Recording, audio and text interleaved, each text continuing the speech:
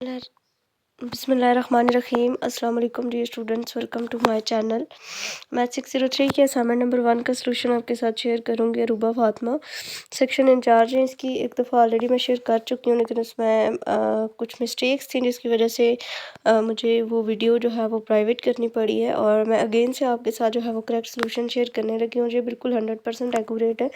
Method उसके भी ठीक थे, फार्मूला वगैरह सही लगा हुआ था, लेकिन कुछ कैलकुलेशंस की बेसिक मिस्टेक्स थी जिसकी वजह से जो फाइनल सॉल्यूशन है वो चेंज हुआ है। इसकी वजह से मैं आपके साथ दोबारा शेयर करने लगी हूँ। थैंक यू सो मच उन स्टूडेंट्स के लिए जिन्होंने पॉइंट आउट किया। मुझे नाम तो नहीं पता उनका, लेकिन कमेंट आया था कि ये छोटी सी मिस्टेक आप इसको ठीक करें। तो अगेन से मैंने अपडेट किया है सॉल्यूशन, इसको आप देख लें। क्वेश्चन नंबर 1 में भी मिस्टेक थी और क्वेश्चन नंबर 2 में भी मिस्टेक थी, जस्ट एक प्लस और माइनस की वजह से।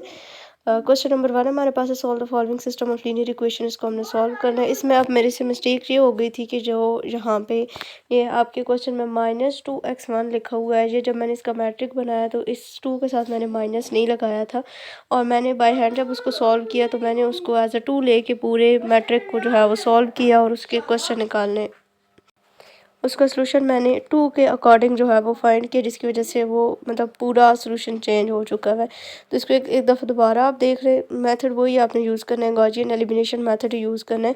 देखिए यहाँ पे जब मैंने पहले आपके साथ शेयर किया था सलूशन, तो यहाँ पे -2 की जगह पे क्या था, 2 था, और उस 2 को लेके फिर मैंने सारे मैट्रिसेस को सॉल्व किया। और मैंने जब रीचेक भी किया तो ओबियसली मैं वही रीचेक करती रही हूँ जो मैंने बाय हैंड अपनी पास कॉपी पे रजिस्टर पे सॉल्व किया हुआ था। तो इसी वजह से ये चेंज हो गया। अब तरीका वही है, सेम इसी तरीके से करना है। इसके ऊपर हमने रो ऑपरेशंस परफॉर्म करने हैं। सबसे पहले हमने -2 को 0 बनाना है। जब -2 को 0 बनाएंगे तो R1 को मैंने 2/5 के साथ मल्टीप्लाई किया है, एंड देन R2 में से माइनस किया, तो मेरे पास जो है वो R2 सारी चेंज हुई है। ठीक है, पहले R2 डिफरेंट थी, अभी R2 की वैल्यूज़ जो है वो डिफरेंट है। इसको आप जो है वो देख लें। 27/5 -9/5 -17/5 एंड 28/5 R2 की वैल्यूज़ आती हैं। देन नेक्स्ट जो है वो मैंने R3 को चेंज किया, मतलब कि -1 को मुझे 0 बनाना था, ये सेम ही रहेगा।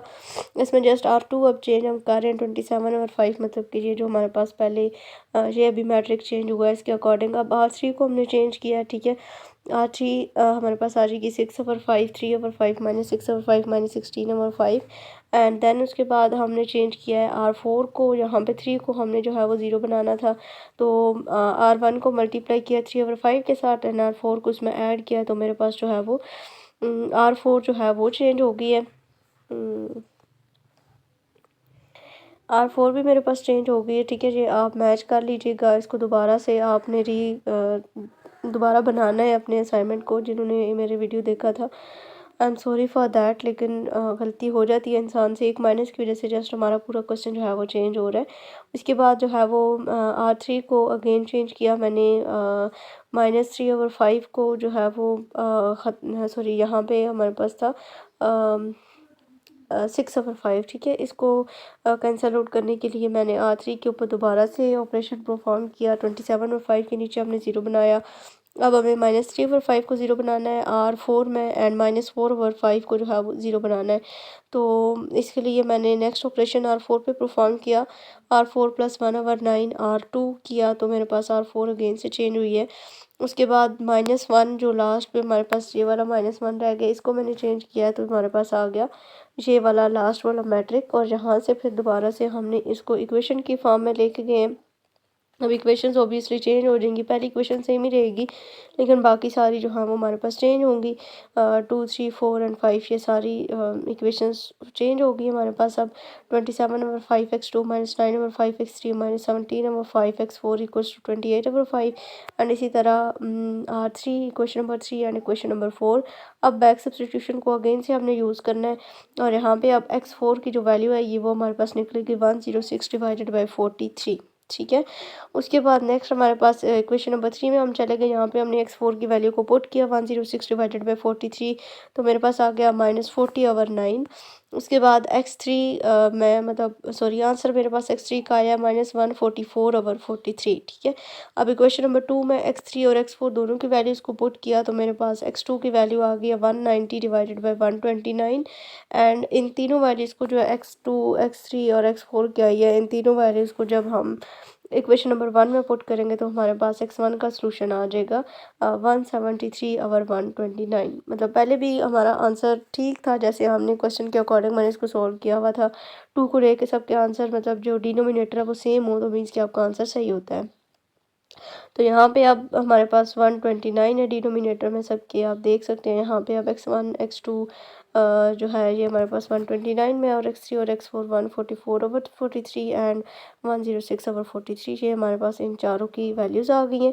और उसके बाद जो सेकंड क्वेश्चन है वो लास्ट में जाके, मतलब स्टार्टिंग में तो ये सारा ठीक है, जब हमने यहाँ पे इसकी वैल्यूज़ पुट की सेकंड इटरेशन में, ये वाला स्टेप आपने इसका चेंज करना है, ये वाला ठीक है। यहाँ पे पहले मैंने क्या किया था 7.4076 माइनस मैंने 25.125 कर दिया था। ये वैल्यू थी माइनस में, लेकिन मुझे जो है ये वाला जो माइनस था ये भूल गई थी मैं, और माइनस से हो जाएंगे प्लस। जब ये माइनस और माइनस प्लस होंगे तो मीन्स कि इन दोनों वैल्यूज़ को हमने प्लस करना है, और फिर हमारा ये जो आंसर है x4 का जो आंसर है वो हमारे पास 0.6069 आ जाएगा। फिर जब f(x4) निकालेंगे तो वो भी चेंज आएगा। जब f(x4) चेंज आएगा तो मीन्स कि हमारी जो थर्ड इटरेशन निकलेगी उसमें भी चेंजिंग आएगी। अब यहाँ पे हम f(x4) को और f(x5) को जो है वो 3 को यूज़ करेंगे एज जो रूट है वो इन दोनों को लेंगे, और यहाँ से हमारा x5 नेक्स्ट निकलेगा, और x5 का आंसर फिर हमारे पास 0.5947 है, एंड f(x5) हमारे पास 0.0129 है। और इसके बाद मैंने एक फोर्थ इटरेशन भी इसके ऊपर परफॉर्म की है।